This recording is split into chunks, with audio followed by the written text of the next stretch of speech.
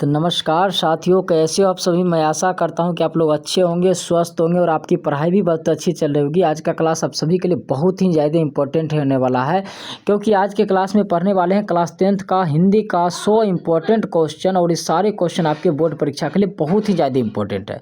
तो बच्चा लोग आज का क्लास बिल्कुल ध्यान से देखिएगा और हिंदी का जितने भी ऑब्जेक्टिव क्वेश्चन बतलाएंगे आप लोग उसको याद कर लीजिएगा। जो आप लोग को 17 फरवरी का जो एग्ज़ाम होने वाला है उसके लिए हिंदी का जो क्वेश्चन आने वाला है इसमें से हूबहू क्वेश्चन मिलेगा, प्रथम पाली हो या द्वितीय पाली हो। चलिए तो क्लास को स्टार्ट करते हैं। तो सारे बच्चे हमारे साथ आंसर को भी लगाते चलिएगा, जिससे कि आपको पता चलेगा कि 100 ऑब्जेक्टिव में से कितना आप लोग सही कर पा रहे हैं और कितना आप लोग का गलत हो रहा है। तो वीडियो को ध्यान से देखिएगा, एक भी प्रश्न बाबू लोग मिस नहीं करिएगा। अगर एक प्रश्न आज मिस करते हैं तो एग्जाम में सोचिए 100% आप मिस कर रहे हैं। तो इसलिए 2026 का जो भी एग्जाम होने वाला है सबका हम इंपॉर्टेंट क्वेश्चन ला देंगे एग्जाम से पहले। आप लोग चैनल को बस सब्सक्राइब कर लीजिएगा। चलिए क्वेश्चन को स्टार्ट हो जल्दी जल्दी में करते हैं बिना आप लोग का समय गवाए हुए। तो चलिए आप लोग आंसर को लगाते चलिएगा, याद है ना बाबू। चलिए देखिए पहला क्वेश्चन क्या है। चलिए देखिए पहला क्वेश्चन है, देखिए पहला क्वेश्चन है, गुरु नानक ने किस धर्म का प्रवर्तन किया था। गुरु नानक ने किस धर्म का प्रवर्तन किया। तो साथियों याद रखिएगा, ऑप्शन है मुस्लिम धर्म, बी है सिख धर्म, सी है हिंदू धर्म, डी है ईसाई धर्म। तो गुरु नानक जी जो थे किस धर्म का प्रवर्तन किए थे, ईसाई धर्म का प्रवर्तन किए थे। नहीं, ऑप्शन नंबर हमारा क्या हो जाएगा, डी राइट आंसर हो जाएगा। याद हो गया आप लोग का, सही होते चलेगा तो आप लोग कमेंट भी करते चलिएगा। अगला देखिए क्वेश्चन क्या है कि कवि घनानंद का वध किसके सैनिकों ने किया था। कवि घनानंद का वध किसके सैनिकों ने किया था। तो याद रखिएगा ऑप्शन है बाबर, अकबर, नादिर शाह, हुमायूं। तो क्या हो जाएगा इसका आंसर। तो कवि घनानंद जी का वध जो था नादिर शाह के सैनिकों के द्वारा किया गया था। चलिए option number C right answer हो जाएगा। चलिए अगला क्वेश्चन देखिए क्या है। अगला क्वेश्चन है कि संप्रदाय के मुक्त कृष्ण भक्त कवि कौन थे। संप्रदाय मुक्त कृष्ण भक्त कवि कौन थे। तो ऑप्शन है गुरु नानक, प्रेम घन, घनानंद, रसखान। क्या हो जाएगा दोस्तों। तो संप्रदाय मुक्त कृष्ण भक्त कवि जो थे गुरु नानक जी थे। कौन थे, गुरु नानक जी ने। Option number A right answer हो जाएगा। अगला क्वेश्चन है, मेरे बिना तुम प्रभु, मेरे बिना तुम प्रभु शीर्षक कविता किसके द्वारा भाषांतरित किया गया है। तो याद रखिएगा साथियों, मेरे बिना तुम प्रभु, मेरे बिना तुम प्रभु जो है किनके द्वारा किया गया है। तो धर्म भारती के द्वारा, धर्मवीर भारती के द्वारा भाषांतरित किया गया। तो option number A right answer हो जाएगा। चलिए अगला क्वेश्चन देखिए क्या है।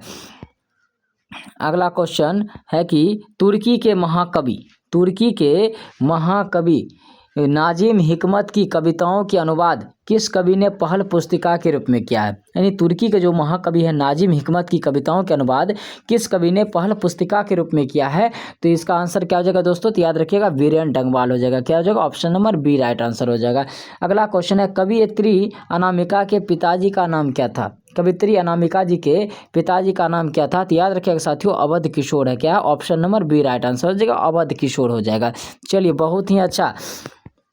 अगला क्वेश्चन देखिए क्या है, पंक्ति से उतर जाता उसका खौ, पंक्ति से उतर जाता है उसका खौ किस कविता की पंक्ति है। तो बउआ लोग आप लोग को बतलाए थे कि जो खौ क का जो उच्चारण किया गया था किसमें, अक्षर ज्ञान में। अक्षर ज्ञान की लेखिका कौन है, यानी कवित्री कौन है। तो अक्षर ज्ञान की कवित्री अनामिका जी हैं। तो ऑप्शन नंबर डी क्या हो जाएगा, राइट आंसर हो जाएगा। ऑप्शन नंबर डी, किसके बिना प्राणी को मुक्ति नहीं मिलती है, किसके बिना प्राणी को मुक्ति नहीं मिलती है। तो याद रखना साथियों, किसके बिना प्राणी को मुक्ति नहीं मिलती है।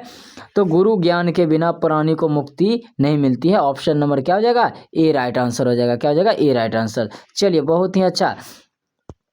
अगला क्वेश्चन देखिए क्या है। अगला क्वेश्चन है, कवि घनानंद यानी किस धारा के कवि हैं। घनानंद किस धारा के कवि हैं। तो याद रखिएगा साथियों घनानंद किस धारा के कवि हैं। तो ऑप्शन नंबर हमारा क्या हो जाएगा, ए राइट आंसर हो जाएगा, यानी राष्ट्रीय काव्य धारा के कवि हैं। अगला क्वेश्चन देखिए क्या है कि बद्री नारायण चौधरी प्रेमघन का जन्म किस वर्ष हुआ था। कवि बद्री नारायण चौधरी प्रेमघन का जन्म किस वर्ष हुआ था। तो ऑप्शन है 1855 ईस्वी, 1857 ईस्वी, 1858 ईस्वी, 1859 ईस्वी। तो कवि बद्री नारायण चौधरी प्रेमघन जी का जन्म कब हुआ था। तो याद रखिएगा साथियों 1859 ईस्वी में हुआ था। नहीं, ऑप्शन नंबर हमारा डी राइट आंसर हो जाएगा। चलिए अगला क्वेश्चन देखते हैं। अगला क्वेश्चन क्या है, देखिए अगला क्वेश्चन है, गुरु नानक की रचनाओं का संग्रह किसने किया था। गुरु नानक की रचनाओं का संग्रह किसने किया था। तो याद रखिएगा साथियों गुरु तेग बहादुर ने किया था। ऑप्शन नंबर हमारा सी राइट आंसर हो जाएगा। क्या हो जाएगा, सी राइट आंसर।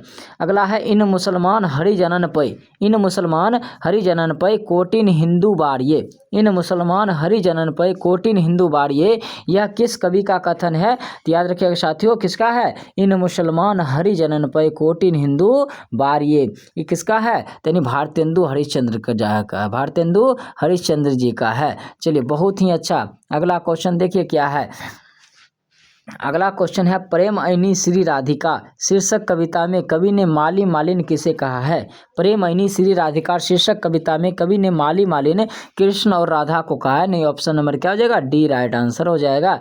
अगला है, स्वदेशी शीर्षक कविता किससे संकलित है?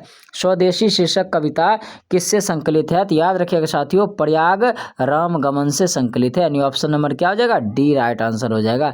चलिए यहाँ तक में कितना क्वेश्चन सही हुआ, जल्दी से एक बार जो आप लोग कमेंट कर दीजिए। तो देखिए अगला है, युगपथ किस कवि की रचना है? युगपथ जो है किस कवि की रचना है? तो ऑप्शन है सुमित्रानंदन पंत, यानी ऑप्शन नंबर मार्क कीजिएगा, बी राइट आंसर हो जाएगा।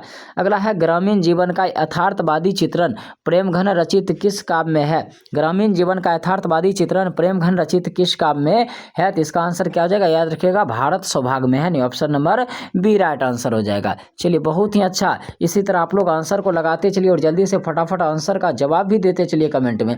मीर मुंशी जानकर किस कवि का वध किया गया था?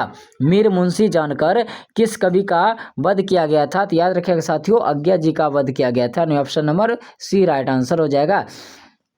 अगला है, 30 कोटि संतान नग्न तन 30 कोटि संतान नग्न तन, यह पंक्ति किस शीर्षक कविता की है? तो बतलाए थे आप लोग की 30 करोड़ जनता जो है एकदम नग्न है, तन है, लेकिन इससे नेता लोग को कोई प्रभाव नहीं पड़ता है। किसमें है? तो जनतंत्र का जन्म में है। जनतंत्र के जन्म के लेखक कौन है? तो रामधारी सिंह दिनकर है। कौन है? रामधारी सिंह दिनकर। चलिए अगला प्रश्न देखें। अगला प्रश्न देखिए क्या है। अगला प्रश्न है कि निम्न में कौन कविता भारत में जनतंत्र के उदय का जयघोष है? निम्न में कौन कविता भारत में जनतंत्र के उदय का घोष है? तो ऑप्शन है, मेरे बिना तुम प्रभु, नहीं होगा। अक्षर ज्ञान में भी नहीं है, बालक के बारे में बतलाया गया था। लौट कर आऊँगा फिर में, बंगाल में कवि लौट के आने की बात करते हैं। और जनतंत्र का जन्म में जो है ना, भारत के जनतंत्र का उदय के बारे में बतलाया गया। यानी ऑप्शन नंबर क्या है? डी राइट आंसर है। अगला है, एक बूंद सहसा उछली किसकी रचना है? एक बूंद सहसा उछली किसकी रचना है? तो याद रखिएगा साथियों, किसका है? गुरु नानक जी का है, एक बूंद सहसा उछली। चलिए अगला क्वेश्चन देखते हैं क्या है। देखिए अगला क्वेश्चन क्या है कि आज्ञा शब्द कौन लिंग है? आज्ञा शब्द कौन लिंग है? तो याद रखिए साथियों, आज्ञा शब्द जो है क्या है? आज्ञा शब्द जो है स्त्रीलिंग है। क्या है? स्त्रीलिंग है। आज्ञा शब्द क्या है? स्त्रीलिंग है। अगला है, वाष्प क्या है? वाष्प क्या है? तत्सम है या तद्भव है या देशज है या विदेशज है? तो याद रखिए साथियों, वाष्प क्या है? यानी संस्कृत शब्द है, यानी क्या हो जाएगा? तत्सम शब्द हो जाएगा। नहीं, 22 का option number A right answer हो जाएगा। 22 का क्या हो जाएगा? Option number A right answer. अगला है, श्रीमान शब्द का स्त्रीलिंग क्या होता है? तो आप लोग जो है ना, पापा के नाम से पहले मम्मी के नाम से भी पहले लगाते हैं, श्रीमान के बाद हम क्या लगाते हैं? श्रीमती लगाते हैं। यानी ऑप्शन नंबर क्या हो जाएगा? बी राइट आंसर हो जाएगा। इस तरह आप याद रख सकते हैं, श्रीमान शब्द का स्त्रीलिंग रूप क्या है? श्रीमती है। अगला चलिए क्वेश्चन देखते हैं। अगला क्वेश्चन है क्या कि लड़का का बहुवचन क्या होगा? लड़का का बहुवचन क्या होगा? तो ऑप्शन नंबर सी क्या हो जाएगा? लड़के हो जाएगा। क्या हो जाएगा? लड़के। अगला है, संज्ञा या सर्वनाम के जिस रूप से वाक्य के अन्य शब्दों के साथ उनका संबंध सूचित हो उसे क्या कहते हैं? संज्ञा या सर्वनाम के जिस रूप से वाक्य के अन्य शब्दों के साथ उनका संबंध सूचित हो उसे क्या कहते हैं? तो याद रखिएगा साथियों, किसे उसे क्या कहते हैं? तो लिंग कहते हैं। क्या कहते हैं? लिंग कहते हैं। चलिए अगला क्वेश्चन देखिए क्या है। अगला क्वेश्चन है, में या तो पर किस कारक की विभक्ति है? तो में पर किसकी होती है? अधिकरण कारक की। किसकी होती है? अधिकरण कारक का। Option number A right answer हो जाएगा। साथियों याद रखिएगा।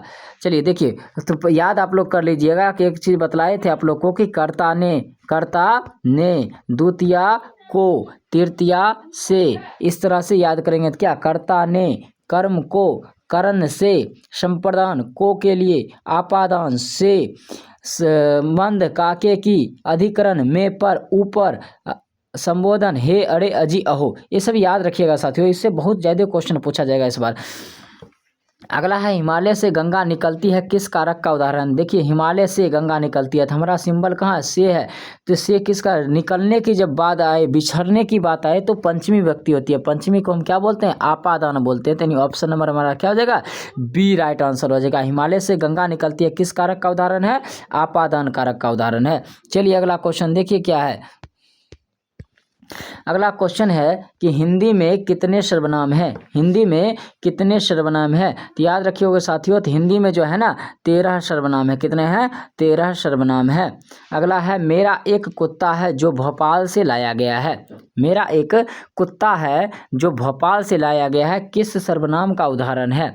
याद रखिएगा साथियों, इसका आंसर क्या हो जाएगा, यानी मेरा एक कुत्ता है जो भोपाल से लाया गया है, यानी कुत्ता यहाँ पर क्या बतला रहा है? संबंध बतला रहा है। कुत्ता किसका? किसी का संबंध बतला रहा है, यानी ऑप्शन नंबर क्या हो जाएगा? ए राइट आंसर हो जाएगा, यानी संबंधवाचक सर्वनाम हो जाएगा। क्या हो जाएगा? संबंधवाचक।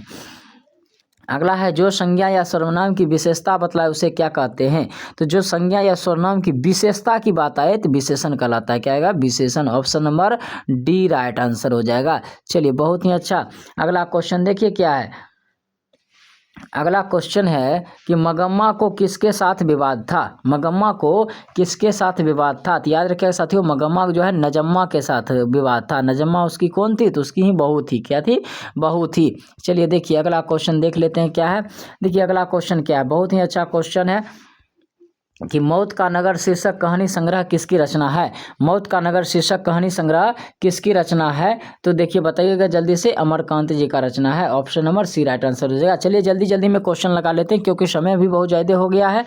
बहादुर शीर्षक पाठ में किसकी कहानी है? बहादुर शीर्षक पाठ में एक नेपाली गवई गोरखे की कहानी है। एक नेपाली गवई गोरखे की कहानी है। चलिए बहुत ही अच्छा। अगला क्वेश्चन देखते हैं क्या है। देखिए अगला क्वेश्चन जो है, किसका मन माँ से फट गया और वो रात भर जंगल में छिपा रहा था?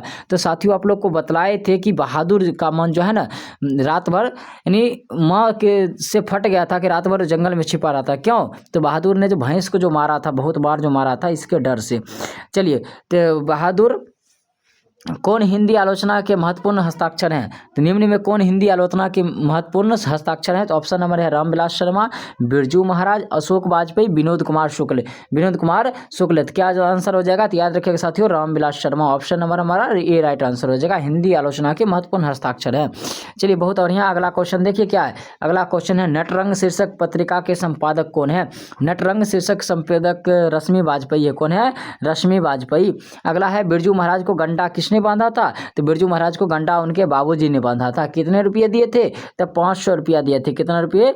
500 रुपया दिए थे, तब उनके बाबूजी ने गंडा बांधा था। चलिए बहुत ही अच्छा। अगला क्वेश्चन देख लेते हैं क्या है। देखिए अगला क्वेश्चन क्या है।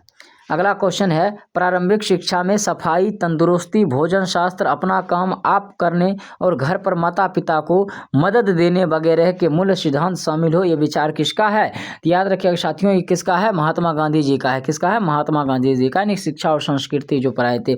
नौ का उच्चारण स्थान क्या होता है? तो याद रखिएगा साथियों, नौ का उच्चारण स्थान क्या होता है? तो दंत होता है। क्या होता है? दंत। Option number C right answer हो जाएगा। ये भी, इस पर भी एक वीडियो बना देंगे आप लोग साथियों, याद कर लीजिएगा वर्णों का उच्चारण स्थान। चलिए अगला क्वेश्चन देखिए क्या है। बहुत ही अच्छा क्वेश्चन, मजेदार क्वेश्चन, हलवा क्वेश्चन जो बोलते हैं। आप जल्दी से वीडियो को तरातर लाइक कर दीजिए तो जल्दी से। चलिए देखिए, व्यंजनों के नीचे जब एक तिरछी रेखा हलंत लगाई जाए तो उसे क्या कहते हैं? यानी व्यंजनों के नीचे जब एक तिरछी रेखा, जो इसको क्या बोलते हैं? हलंत बोलते हैं। तब उसको हम क्या कहते हैं? हलंत कहते हैं। क्या कहते हैं? हलंत। चलिए बहुत ही अच्छा। उल्लास का संधि विच्छेद क्या होगा? तो देखिए उल्लास, लौ के बगल में लौ है, तो नहीं जब क्या रहे तो के बाद लौ हो, तो तो के बदला हम क्या करते हैं? आधा लौ जोड़ते हैं, तो क्या हो जाएगा? उत्तजोड़ लास हो जाएगा। क्या जाएगा? Option number A right answer हो जाएगा। क्या हो जाएगा? ए राइट आंसर। अगला है निम्न में शुद्ध शब्द कौन सा है? निम्न में शुद्ध शब्द कौन सा है? तो देखिए प्राण कैसे लिखा था? पड़ा अब बड़ी नौ लिखा था, तो प्राण तो गलती है। क्या है? प्राण गलती है। अगला देखिए क्या है? अद्वितीय। क्या है? अद्वितीय। अद्वितीय सही है। उज्ज्वल कैसे लिखा था? देखिए उज्ज्वल, उज्ज्वल, उज्ज्वल ऐसे लिखाता है। परंतु देखिए, परंतु भी गलती लिखा हो, परंतु ऐसे लिखाता है, यानी ए सी और डी क्या है? गलत है। तो ऑप्शन नंबर हमारा क्या है? बी राइट आंसर है। Option number B right answer है, अद्वितीय। चलिए बहुत ही अच्छा।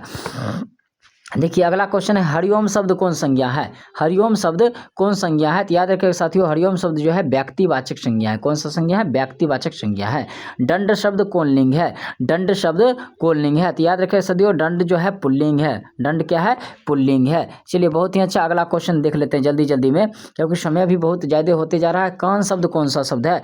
कान तत्सम है या तद्भव है या देशज है या विदेशज है? जल्दी से आप लोग कमेंट करिए तो इसका आंसर क्या होगा? जल्दी से 1 2 3 4 5। तो याद रखिएगा साथियों, कर्ण जो है तद्भव शब्द है, यानी हिंदी शब्द है। कर्ण क्या हो जाएगा, तत्सम हो जाएगा, कर्ण तद्भव है। में पर किस कारक का विभक्ति चिन्ह है। देखिए अभी तुरंत क्वेश्चन पूछा गया था, दोबारा वही क्वेश्चन आ गया है कि में और पर किस कारक की विभक्ति चिन्ह है, तो अधिकरण कारक का। ऑप्शन नंबर क्या हो जाएगा, सी राइट आंसर हो जाएगा। उस जगह पे एफ था, यहाँ पर सी है। अगला है माँ ने बच्चे को खेलते देखा। माँ ने बच्चे को खेलते देखा किस कारक का उदाहरण है। माँ ने बच्चे को खेलते देखा, यानी बच्चे को किसका चिन्ह है, कर्म कारक। अगर किसी को दान दिया जाता तब होता क्या, संप्रदान कारक, लेकिन यहाँ पर क्या देख रहा है, यानी बच्चे को क्या हो जाएगा, कर्म कारक, यानी option number D right answer हो जाएगा। चलिए बहुत ही अच्छा। अगला क्वेश्चन देखिए क्या है। अगला क्वेश्चन है कि देवर शब्द का स्त्रीलिंग रूप क्या होगा। देवर शब्द का स्त्रीलिंग रूप क्या होता है, देवरानी होता है। क्या होता है, देवरानी। महात्मा शब्द कौन समास है, महान है जो आत्मा, महान है जो आत्मा, यानी किसी का बोध करा रहा है, यानी क्या होगा, कर्मधारय समास, यानी option number C right answer हो जाएगा। मुख शब्द का विशेषण क्या होगा, मुख शब्द का विशेषण क्या होगा, तो याद रख सकते हो मुखर होगा। क्या हो जाएगा, option number D right answer हो जाएगा। भागोरा शब्द में कौन सा प्रत्यय है, भाग जोड़ ओड़ा, भाग जोड़ ओड़ा। तो यहाँ पर क्या है, जल्दी से बताइए, भागो जोड़ रा होगा कि भाग जोड़ रा होगा कि भौ जोड़ गोरा होगा कि भगोर जोड़ आ होगा, भगोर जोड़ आ होगा। जल्दी से आप लोग बताइए, तो इसका आंसर क्या हो जाएगा कमेंट में। तो देखिए भगोर, नहीं भगोरा को क्या बोलते, भगोर बोलते हैं। तो यहाँ पर क्या आ पढ़ते हैं, क्या है, आ पढ़ते हैं। Option number D right answer है। चलिए अगला क्वेश्चन देखिए क्या है। अगला है बदनाम शब्द में उपसर्ग कौन सा है, बदनाम। तो देखिए इसमें नाम अलग हो रहा है और बद क्या है, अलग है। तो उपसर्ग किसको कहते हैं, तो जो किसी शब्द से पहले लगता है उसे हम उपसर्ग कहते हैं। तो यहाँ पर क्या हो जाएगा, बद उपसर्ग हो जाए, option number B right answer जाए। किसी न किसी शब्द का अर्थ भी निकलना चाहिए साथियों। अगला है आम शब्द कौन लिंग है। आम शब्द क्या कौन लिंग है, आम खट्टा है, क्या पता चल रहा है कि आम पुल्लिंग है। क्या है, आम पुल्लिंग है। मगम्मा कहाँ की रहने वाली थी, मगम्मा कहाँ की रहने वाली थी साथियों, बताइए जल्दी से। तो मगम्मा जो है वेंकटपुर यानी बेंगलोर की रहने वाली थी, जो दही बेचा करती थी। चलिए अगला क्वेश्चन देखिए क्या है। अगला क्वेश्चन है श्रीनिवास जी का पूरा नाम क्या था। श्रीनिवास जी का पूरा नाम क्या था, तो मास्ती वेंकटेश अयंगर था, मास्ती वेंकटेश अयंगर था। ढहते विश्वास शीर्षक कहानी में किसका घर टूट गया था। याद रखिएगा साथियों, ढहते विश्वास में जो है ना, लक्ष्मी का घर टूट गया था, जो बाढ़ आने के कारण लक्ष्मी का घर टूट गया था। चलिए अगला क्वेश्चन देखिए क्या है। अगला क्वेश्चन है महानदी का पानी कहाँ ठहर जाता है। महानदी का पानी कहाँ ठहर जाता है, तो याद रख साथियों, जोबड़ा अनिकट में ठहर जाता है। कहाँ, जोबड़ा अनिकट में, जोबड़ा अनिकट में। माँ शीर्षक कहानी के रचयिता कौन है, तो माँ कहानी के रचयिता जो है ईश्वर पेटलीकर है। कौन है, ईश्वर पेटलीकर। माँ कहानी में कौन बीमार रहती है, मंगू। मंगू को क्या हो जाता है, मेनिंजाइटिस हो जाता है। चलिए देखिए अगला क्वेश्चन क्या है। कागज शब्द का विशेषण क्या होगा। कागज शब्द का विशेषण क्या होगा, तो याद रखिए साथियों, कागजी हो जाएगा। क्या हो जाएगा, कागजी। आकाश शब्द का पर्यायवाची क्या है, आकाश शब्द का पर्यायवाची क्या होगा, तो याद रखिए साथियों, आकाश शब्द का पर्यायवाची यहाँ पर क्या है, गगन है। क्या है, गगन। योगी शब्द का विलोम क्या होगा, योगी शब्द का विलोम जो है भोगी होगा। क्या होगा, भोगी। और option number A right answer हो जाएगा। चलिए अगला क्वेश्चन देखिए क्या है। अगला क्वेश्चन है नाक रगड़ना मुहावरे का अर्थ क्या है। नाक रगड़ना मुहावरे का अर्थ जो है बहुत खुशामद करना है, बहुत खुशामद कर रहा है। चलिए साथियों, तो आप लोग को मन भी एकदम जो है बोर हो गया होगा। आप लोग एक ट्रेंडिंग अभी गाना चला था ना, क्रिश का गाना सुनिएगा, तो चलिए वो आप लोग सुनते रहिएगा। चलिए फिर से क्वेश्चन को स्टार्ट करते हैं। जल्दी से वीडियो को लाइक कर दीजिए। तो आंखों में खून उतरना मुहावरे का अर्थ क्या है। आंखों में खून उतरना मुहावरे का अर्थ क्या है, तो अत्यधिक क्रोध करना, अत्यधिक क्रोध करना। चलिए अगला क्वेश्चन देखिए क्या है। अगला क्वेश्चन है कम बोलने वाला के लिए एक शब्द क्या है। कम बोलने वाला के लिए एक शब्द क्या है, तो याद रखिए साथियों, मितभाषी है। क्या है, मितभाषी, यानी option number D right answer है। हाँ अभी तो ट्रेंडिंग चल रहा है ना, क्रिश का गाना सुनिएगा। तो चलिए आप लोग सुनते रहिएगा, पहले एग्जाम को क्लियर कर लीजिए। तो देखिए अगला क्वेश्चन क्या है, आषाढ़ शब्द कौन लिंग है। आषाढ़ शब्द कौन लिंग है, तो याद रखिए साथियों, आषाढ़ जो है पुल्लिंग है। क्या है, पुल्लिंग है। प का उच्चारण स्थान, प का उच्चारण स्थान क्या होता है, ओष्ठ होता है। क्या होता है, ओष्ठ होता है, यानी 68 का ए आंसर हो जाएगा। अगला क्वेश्चन देखिए क्या है। अगला है वर्णों के उच्चारण समूह को क्या कहते हैं। बहुत ही अच्छा क्वेश्चन है। वर्णों के उच्चारण समूह को वर्णमाला कहते हैं। क्या कहते हैं, वर्णमाला। हलवा प्रश्न है, एकदम सब शुद्ध आप लोग जो है ना बना लीजिएगा, एकदम 100% गारंटी है कि आप लोग फर्स्ट सीटिंग में धमाल मचा के आइएगा। जल्दी से चैनल को सब्सक्राइब कर लीजिए, वीडियो को लाइक कर दीजिए और अपने दोस्तों में जल्दी शेयर कर दीजिए खटाखट। अगला है निम्न में शुद्ध शब्द कौन है, तो देखिए निम्न में शुद्ध शब्द कौन है, बुद्धिमान होता है। तो यहाँ क्या, बुद्धिमान, यानी एक गलत हो जाएगा। क्या हो जाएगा, गलत हो जाएगा। अगला देखिए राजागण, राजा लोग होते हैं यानी राजागण, ये भी गलती हो गया। दुष्कर, ये क्या है, सही है यानी ऑप्शन नंबर सी है। सरोवर, सरवर है यानी क्या होता है, सरोवर होता है, यानी इसमें ओ की मात्रा लगेगा, यानी ये भी क्या है, गलती है, यानी ऑप्शन नंबर सी हमारा राइट आंसर है। अगला है उस कुसुम की तरह यह भी थोड़े समय में समझदार हो जाएगी, किसने कहा था। उस कुसुम की तरह यह भी समझदार हो जाएगी थोड़े समय में, किसने कहा था, तो डॉक्टर ने कहा था, या कमू ने कहा था, या मेट्रन ने कहा था, या कोई ने कहा था। तो किसने कहा था, डॉक्टर ने कहा था, नहीं option number A right answer हो जाएगा। अगला है कि बल्ली अम्माल किस गांव से आई थी, तो बल्ली अम्माल जो है किस गांव से आई थी, तो मुनाडिपट्टिट से आई थी, किस गांव से, मुनाडिपट्टिट से आई थी। अगला है नगर शीर्षक कहानी का प्रमुख पात्रा कौन है, नगर शीर्षक कहानी की प्रमुख पात्रा जो है पापत्ती है, कौन है, पापत्ती है। चलिए अगला क्वेश्चन देखिए क्या है, अगला क्वेश्चन जो है कि धरती कब तक घूमेगी शीर्षक कहानी के अनुसार किसे महसूस हुआ कि धरती कब तक घूमेगी, एक मिनट साथियों, धरती कब तक घूमेगी शीर्षक कहानी के अनुसार किसे महसूस हुआ कि पृथ्वी और आकाश के बीच घुटन भरी हुई है, तेरी सीता को, option number A right answer हो जाएगा। चलिए बहुत ही अच्छा, थोड़ा दिक्कत हो रहा है।